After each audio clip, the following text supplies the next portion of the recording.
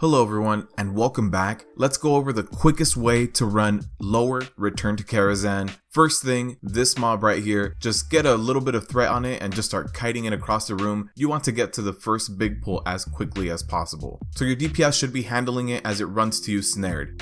The first pull is right up here and you're going to do the first two packs together. What this is going to do is do the whole top floor of this section in one pull. So remember with these patrons, once they start casting their pennies from above, that's when you should start stunning it just so that they don't impact your DPS. And once they get low enough, snare them, run away, start doing the next pull. For this next pull, you're also going to do the first two groups. They are a little bit larger though, so you want to hold off on the third group for a little bit till everybody catches up. You do see here that I did outrun my healer a little bit and I got pretty low, so don't do that. Make sure you have your healer with you. Once you have enough threat on these mobs and they have less than 50% HP, you do want to run and start doing the next pull. Now the reason you're going to see me kiting a lot is because the affix this week was raging, so you do see that we have raging active here.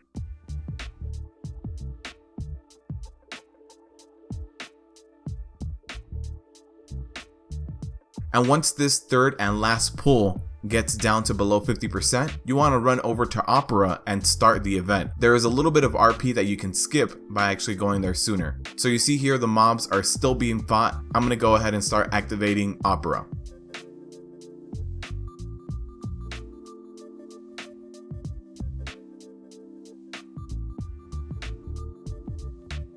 So after you handle your Opera event comes a bigger pull, but the good thing with this pull is that they do have cast bars, so they're not always going to be wailing on you non-stop. Now the way that I like to do this is one big pull, so you see me run right through them, run around the corner, and pull the mob behind me as well. This is going to get about 9 to 10 mobs, but the good news is sometimes they're going to be casting, so they won't always be hitting you. If they are casting this poetry slam, that's when you should start stunning them, so everybody should be aware that you should chain stun them, and if you do get that final curtain, just run away. Again, once they start getting low, go ahead and position yourself for the next pull. With this next room, you have two different types of pull. You want to do one pack of singers by themselves because when they use Firelance Portal, they do a ton of damage. Now, if you have the heals and DPS to do this whole room in one pull, just make sure that you're chain stunning them out of that cast. This is going to do a lot of AoE and it can lead to a wipe. The way I like to do these pulls is one pack of singers, two packs of patrons, and then the last pack of singers. This is still going to leave you with more than enough time to 3-chest this.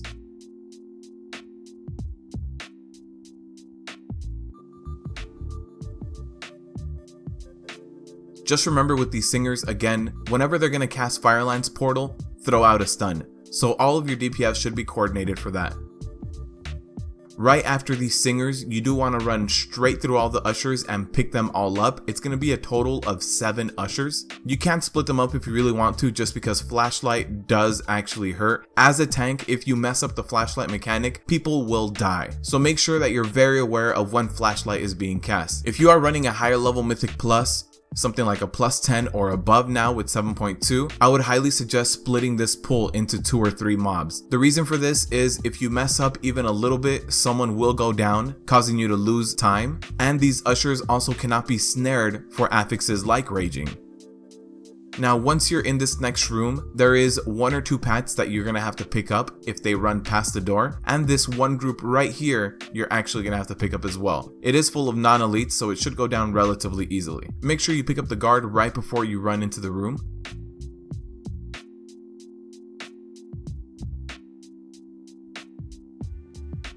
And going down this hallway to Maiden, just run straight through the hallway, don't bother going into any of the rooms, but pick up all of this trash in the hallway. You can actually do all this trash in 2 or 3 pulls. The only thing you have to be careful of that you will see here is that shield smash cast by the guardsmen. Once they start casting it, run around and don't let it hit you. It is a frontal cleave ability, so as long as you run around the guardsmen, they won't be able to stun you.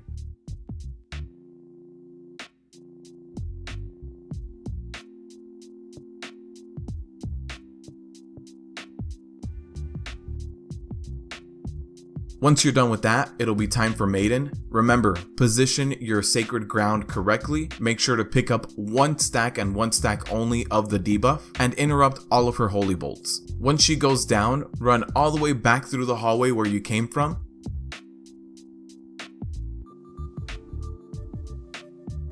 and you're actually going to run towards the balcony and skip all of the other groups. If you do see one of the Undying Servant Pats, it's better to pick them up because you'll lose more time waiting for them to run around than actually just DPSing them down. This next pull here is all non-elites.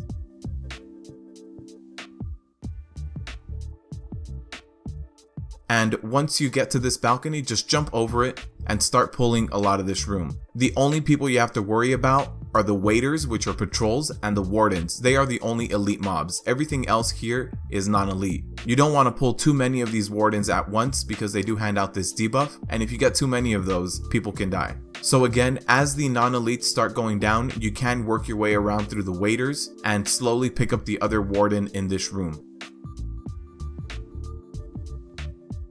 Before you pull Moros, after you've cleared out this whole room, you should be at 64.29% of enemy forces completed. So you do see here with this last waiter, we do get to 64.29.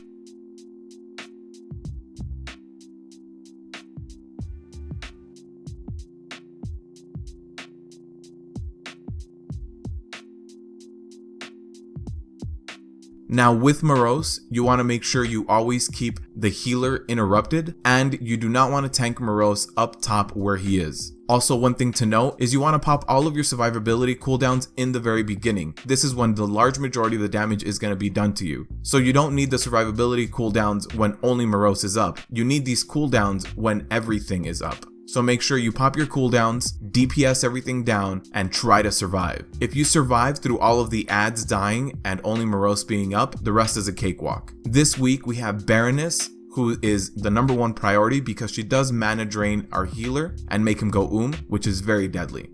Also, if you are a healer, remember to cleanse your tank immediately after a coat check. Your tank should not have that debuff up for more than 1 or 2 seconds.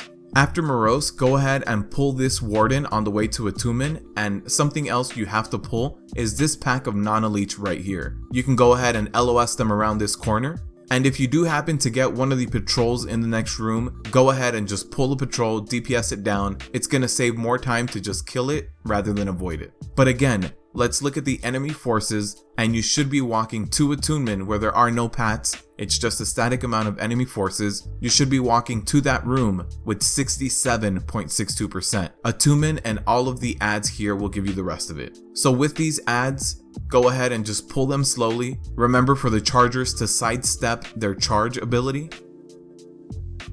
Go ahead and pull the blacksmith. If you pull this back mob, you will pull all of blacksmith together, but if you're running a higher level and don't want that, you can actually pull the mob to the right first and split it up into 2 mobs. What you do want to avoid is standing with anyone else with that searing brand debuff, so go ahead and move out when that happens. And as a tank, if they are casting smash on you, make sure you sidestep it or step behind them to avoid it. So again, you do see me kite here because of the raging affix. I don't want to be anywhere near a mob of 20 raging people. After that, you get chargers and stable hands. Remember, stable hands cast heals, so go ahead and target them and make sure they're interrupted at all times. Having multiple chargers is not a detriment, and the priority should always be the stable hand. You don't want a pull to have too many stable hands, so if you're down to 1 stable hand but multiple chargers, you can probably go ahead and pull more. Another thing that I would like to point out here is each one of these mobs is 0.95%, almost 1%.